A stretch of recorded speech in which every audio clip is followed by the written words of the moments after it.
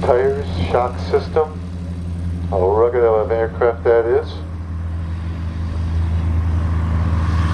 Why not? Get into the back country, you'll be fine. Look at that. Pop it right down. 20-foot roll, that's it.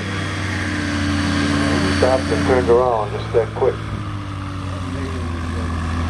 It's all about getting in a short field, that's the way to go. As the Highlander, one more time, he's going to come in here and bring this STOL aircraft right in. He'll be kind of high, but he'll actually plop it in on purpose to show you how tough this gear is.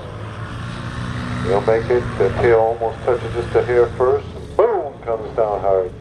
But that's what it's meant to do.